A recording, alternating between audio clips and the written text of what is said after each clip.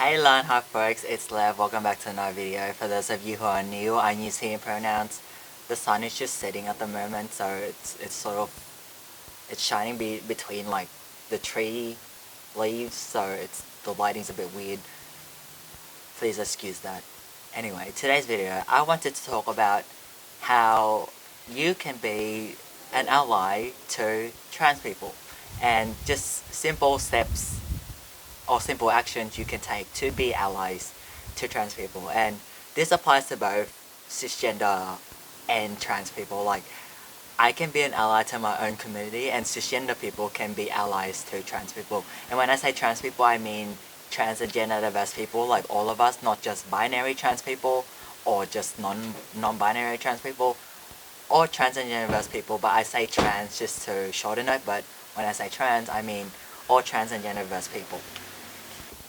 So yes, first thing is pronouns. Pronouns, very important. Try not to assume someone's pronouns based on their presentation, the way they look, physical appearance, all of this superficial stuff. It's best to ask people, what pronouns do you use if we don't know someone? Or to cue them. Actually, that's the next point. Yeah, ask people what pronouns do you use, and it's not rude to ask people what pronouns do you use. It's not a disrespectful question. It's not rude. It's not invasive to ask people what pronouns you use. Another thing about pronouns is when we're introducing ourselves to also include pronouns, instead of just saying, for example, hi, my name's Lev, saying, hi, my name's Lev, I use he and pronouns, because that can cue someone to introduce their pronouns, and if they don't end up introducing pronouns, I tend to ask, what pronouns do you use? I want to say a little short point here, how it can be nuanced for trans and gender diverse people, because it might out people as being like, I guess it might out people as navigating their gender identity. Because short example is for me, when I was figuring out who I am, I didn't want people to know, and when I wanted to use they them pronouns at the time, I didn't tell people I wanted to use they them pronouns because they might think that I didn't want people to know that I was questioning my gender identity because I was scared. So like for transgender and gender diverse people, it can be a little bit nuanced in terms of maybe introducing or asking people for pronouns. So it's a bit nuanced there, but for cis folks, y'all sure have no problem asking people for pronouns. Yeah. What I mean by that is like safety of trans and gender diverse people also comes into consideration when when being allies to others. Second point is to amplify our voices, like when we advocate or stand up for trans and gender diverse folks. Amplify our voices. Like, I don't recommend speaking on behalf of trans people. Instead giving trans people space, a platform to speak on, or a space to speak, and when trans people speak, to listen to understand, not just listen to respond, listen to understand, and amplify our voices up. Like, be our megaphone. That's one of the best analogies I can think of. Like, be our megaphone. Be our megaphone. Don't be our speaker, be our megaphone. Amplify our voices.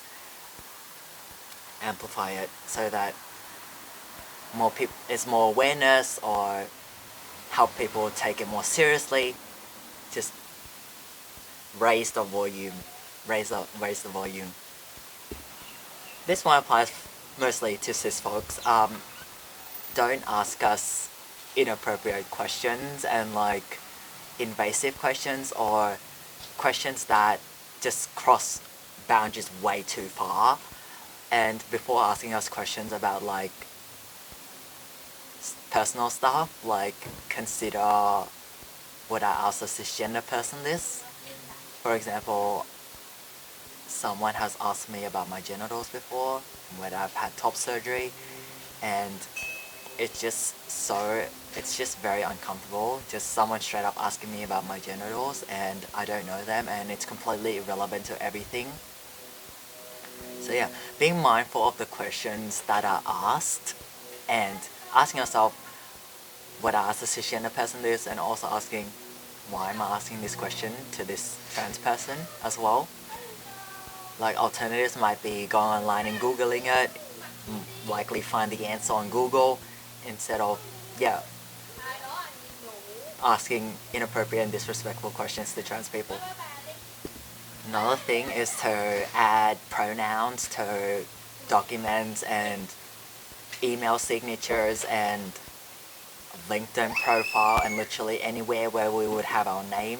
Like just starting to incorporate pronouns everywhere so that it becomes a more normal thing. I didn't like that word, but I can't think of any other word at the moment. Like the status quo right now is just not including pronouns, so working towards adding pronouns everywhere and being mindful of pronouns, the status quo, like adding in work email signatures.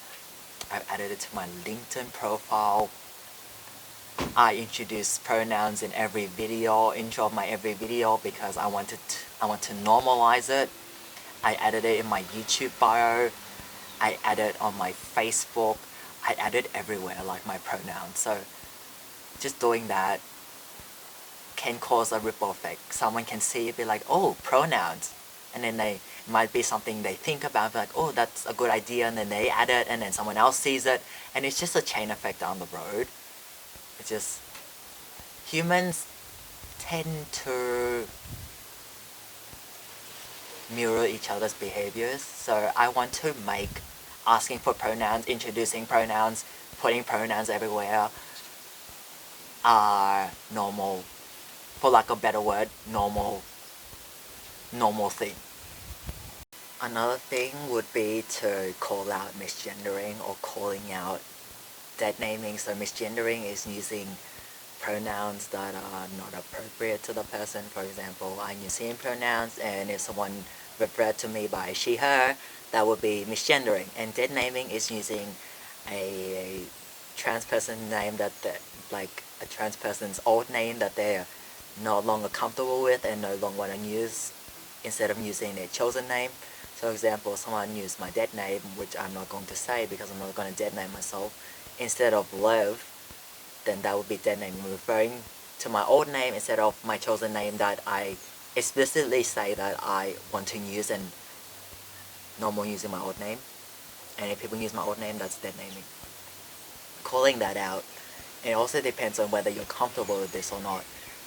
But if you are comfortable, it's best to call out misgendering and deadnaming so that people know that this sort of behavior is not okay. And I guess the difference also lies in whether someone's intentionally doing it or accidentally doing it. If someone's accidentally doing it, I would still call it out and be like, hey, please use these certain pronouns and this certain name instead of, for example, I'm not going to use my example anymore, just calling out and saying, hey, this person uses these pronouns and this name, not these pronouns and this name. Another important thing about, I guess, advocacy and like allyship is that it's not a one and done thing. Like, for change to happen, things need to be done consistent. Like, for example, if I just made one video about trans stuff 2 years ago and leave it at that, that's not enough. It's like, it's an active process. It requires effort. Some activities more than others, but for example, including pronouns in email signatures, that can just be changed once and saved, and then it's done, it's there forever. But other things such as calling out misgendering or calling out deadnaming is more, or what else? The whole amplifying trans voices thing is not a one and done thing. It's something that needs to be continuously done over months and years. for me, I believe, for effective change to take place. Just continuous active allyship, not one and done being like passive and saying I'm an ally. Another important thing, I lost what point number I'm up to again. Another important thing I'd say is to keep learning, to keep challenging stereotypes. And this is something I'm doing as well. Just because I'm trans, it doesn't mean I'm not doing this. I'm also doing this very active work. Acknowledging stereotypes, breaking down stereotypes, challenging stereotypes, misinformation, false beliefs about trans people that have been ingrained into all of us, false ideas, just misinformation about trans people and trans experiences, challenging that, questioning it, and actually talking to trans people to know what it's really like and hearing firsthand what lived experiences are like. Questioning it, breaking it down, and also just continuously learning new things, like trying to keep up to date about trans experiences, language, just continuously learning about new things and not staying stagnant. And this learning can take form in many ways. Like, it's not just necessarily going online and reading stuff or watching YouTube videos. Maybe it's about engaging with trans people, talking to trans people, participating in different events, going to different conferences maybe, or listening to different speakers, going to different workshops. There's different ways to learn. It's not just like going online and reading about it. There are different ways to learn about this stuff, and yeah, this next point is something that's very important, and it should be done, but it's not done by everyone, is to treat trans people as human. Like, we are human. We're not aliens. We're not some abomination. We're not like some ogre. We're not some freak. We are human, and we want to be treated as human and talked to as human, not be seen as human, but also not a human below cis people. Humans equal to cis people. We're both here, trans people and cis people. But then unfortunately society sees cis people up here and trans people down here. But then in talking to us, interacting with us, treat us as human. We want to be respected. We want to feel belonged. We want to feel that we're worthy. And basic human respect is part of that. And part of that respect is not asking us inappropriate questions or treating us as less than human, or treating us as some object, especially object of curiosity. We are not that. Another thing about allyship is that I think communication is important. For example, communication with trans people. For example, if you're unsure about something, it's okay to like be honest and say, this is something I'm not sure of, or this is something I'm a little confused about, or this is something I'm not entirely comfortable with, but I'm willing to learn, or saying I may make mistakes, but it's not intentional. Just being honest and transparent in communicating with trans people. Just communicate with us like stuff you're not sure of, or stuff that you may need like help with. It's okay to ask for help, and it's okay to make mistakes. And this goes for trans people too. I was going to make a different video about this, and I probably will, but two-way communication between cis people and trans people, it can't be a one-way communication pathway from either party. It needs to be two-way communication between cis and trans people in order to build this bridge, and in order to actually work together like cis and trans people working together to build a better, kinder, more inclusive, safe, accessible world for trans and gender diverse people. But I'll say that for another video. But effective communication, being open, honest, and